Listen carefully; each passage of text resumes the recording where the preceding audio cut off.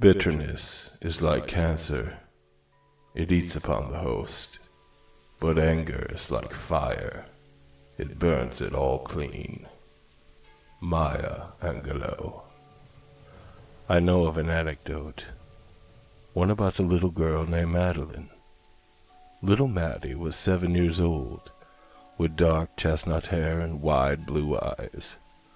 Everyone thought she would grow up to become such a pretty woman, and a smart one at that. Maddie loved to read books, all kinds of books, fairy tales and history, fantasy and mystery. Her parents were so proud of her for being so smart, pretty, and brave. They knew she was special, but they were also scared. You see, little Maddie was sick, very sick. She rarely left her bed, but she had her books and the love of her parents to keep her company. She was brave for both herself and them. Of course, Maddie didn't know any better. One day, on a sunny afternoon in December, not a dark and stormy night in autumn, just a few days after Christmas, Maddie's parents came into her room, full of books and leftover wrapping paper, all crinkled and sparkling in the sunlight that leaked through her window. They said that they'd have to leave her alone for a while. Not long, just an hour. Just enough time to meet with the doctor. They said they would be right back, and if there was any trouble, to call them with the phone that was kept in the nightstand. The one next to her bed, the red one. Maddie wasn't scared. She knew it wasn't a good idea to move around too much. She was just too brave. Her father kissed her on the forehead, her mother on the cheek. Maddie smiled and asked if they could open her window. It was an especially warm day with a clear blue sky. Some fresh air could be good. Maddie's father smiled back as he opened the window. "Anything else?" her father asked before they left. "No, I'll be all right," she said to them. "I'll just read a story for a while."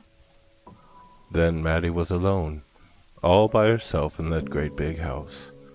No sound at all except for the beeps of the machine, the one that kept check on Maddie's heart. She tried to read her book, but the sunlight that fell on her face made her sleepy. Maddie closed her eyes. For how long she didn't know. Not long enough to dream, but long enough to lose time. To her it was just a blink and nothing more, but she didn't open her eyes willingly. The squawk of a crow, a black crow, forced her from the peace of sleep. Well, it wasn't just a crow. Maddie also felt warm, too warm for December even in the best of times. When she woke up, she saw that a crow had perched itself on her windowsill. And she also saw something else, something that made her shriek. The chair that was kept in Maddie's room, the chair that her mother would sit in just before bedtime. The chair that should have been empty had been filled by a stranger. To Maddie, it looked like a person, but also not a person at all. It had a face, with eyes and a mouth and a nose and all, and it had arms and legs just like a man's. It was even wearing a suit, a black suit, with a white shirt and a purple tie. But this stranger, this man if you will, looked wrong to Maddie. His face had all the right parts, but they were mutilated in ways almost incomprehensible. Shiny and pink in some places, black and crackled in others.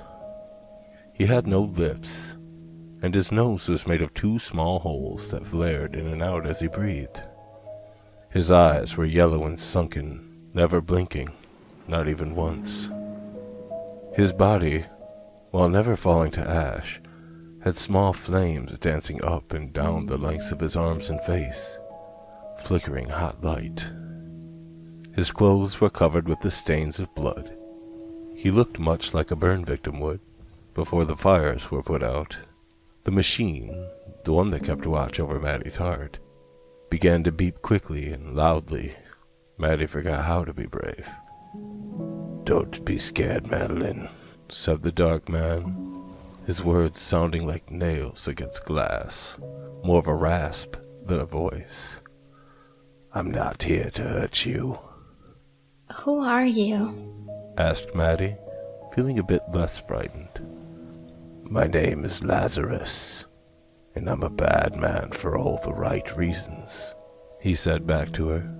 Smoke was rising softly from the fires. He seemed to be in pain, but doing his best to ignore it, somewhat stoically. Lazarus. Maddie said out loud, pronouncing each syllable carefully. That's a weird name. "It's an old name, a very old name, from a very old story." His eyes searched Maddie's face, looking for any sign of expression, but she gave nothing away. His eyes eventually fell upon the book on Maddie's lap, Alice in Wonderland. "I see you like stories." Maddie nodded her head. Everyone knew she liked stories, even strangers. "I happen to know a few, if you would like for me to tell you one. We have some time to spare." Maddie didn't know what to say. She thought the burning man was being friendly enough, even if he was scary. But Maddie was alone. She was always alone, she realized. She never got to meet anyone new, so she decided it best to let Lazarus stay. Besides, she loved stories, even bad ones. Okay, She said. you can be a story, but you'll have to leave before Mom and Dad come home. I don't think they would like you. Lazarus inhaled deeply, a wheeze through his mouth and an exhale of smoke through his nostrils. He nodded in agreement. "There was once a family of rabbits. A mommy rabbit and 3 baby rabbits. They lived in a rabbit hole in the forest. They were happy. The baby rabbits would jump and play all day under the shade of the trees or in the tall grass of the sunny meadow while the mother looked for food in the forest. At night, they would return to their hole. They would snuggle together in the warmth and safety. They never worried about anything, as there was always plenty of food and fun things to do. And they always had each other for comfort when they got sad or frightened. It was good. But one day while playing in the meadow, a fox hiding in the grass approached the 3 little rabbits, who were unaware of the impending danger. Their mother came out of the thickness of the forest just in time to see the fox. But it was too far away to call to her babies. She knew that she could not reach them in time to get everyone safely into the rabbit hole. And even then, the fox would always know where to wait. What did she do? Asked Maddie. Lazarus raised his charred hand, motioning for Maddie to wait and listen. Well, the mother rabbit had a difficult decision to make. If she wanted her children to get away from the fox, then she would have to take action. But all actions have consequences. She knew this. But she also loved her children more than she feared the fox. So she ran out of the forest as fast as she could go. She ran toward the fox hiding in the grass, and when she was close enough, she called out to her children, "Go! Run back to the hole!" she yelled. The 3 little rabbits heard their mother just as they saw the fox, but the fox was no longer interested in the little ones. The mommy rabbit had caught his attention. As she led the fox further into the meadow, away from their hole and away from them, the little rabbits got away. Their mother was not so lucky. The fox had caught her, ripped her to bloody ribbons, but her children were safe, and that was all that mattered. Maddie went silent for a moment. So was Lazarus.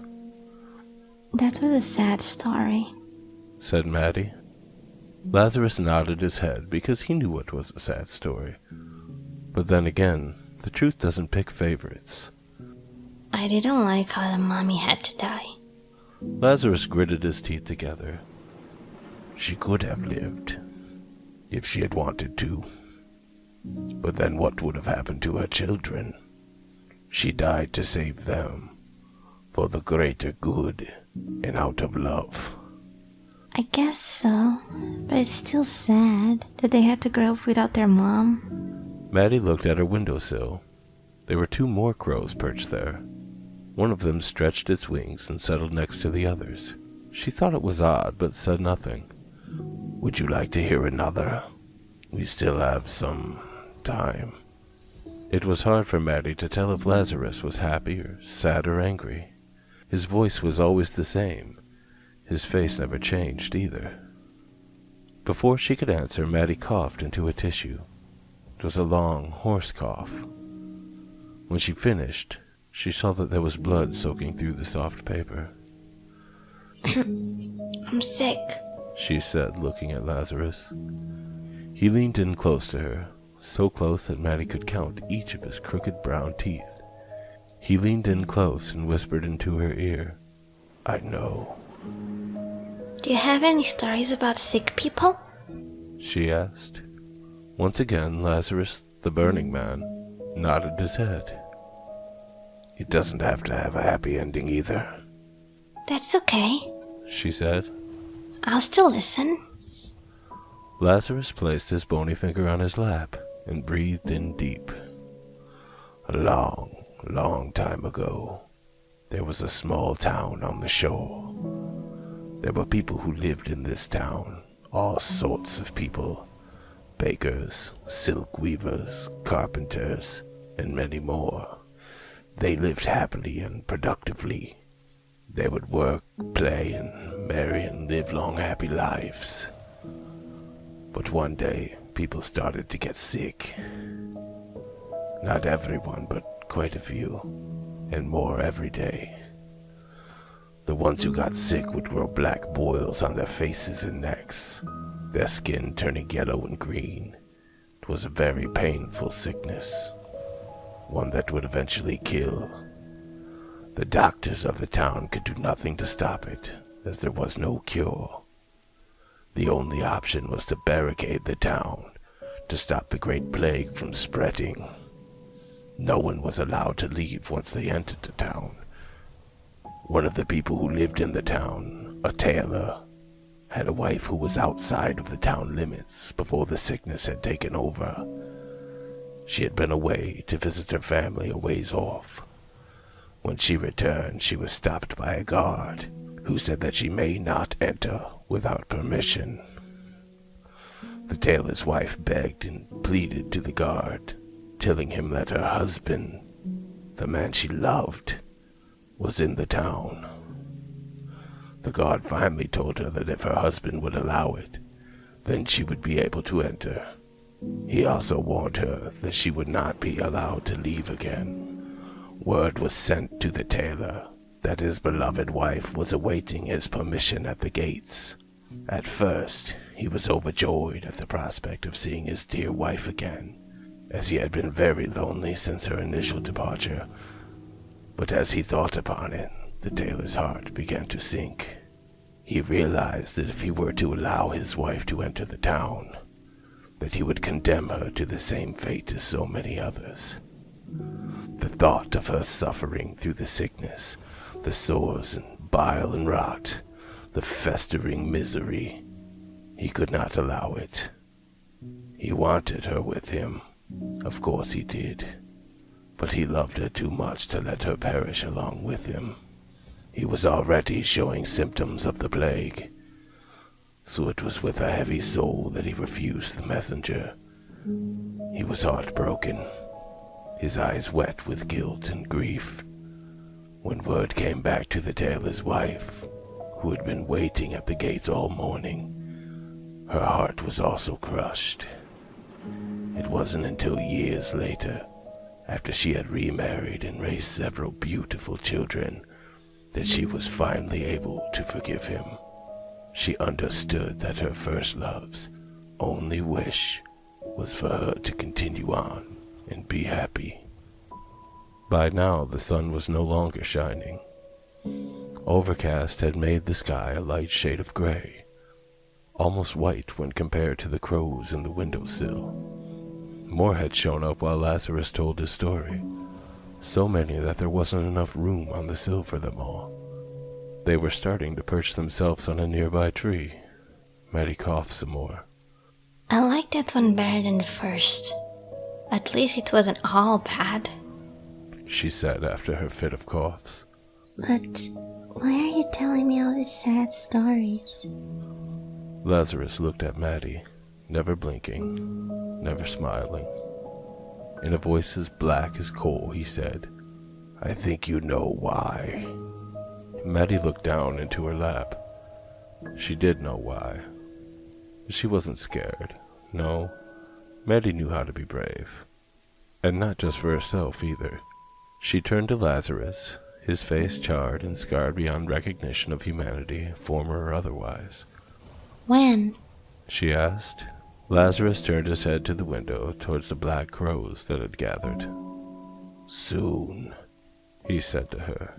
The beeps from the machines, the ones that kept check on Maddie, they became irregular, slowing down. Do we have enough time for one more story? She asked him. Not much, but we can try, he replied. Maddie shook her head.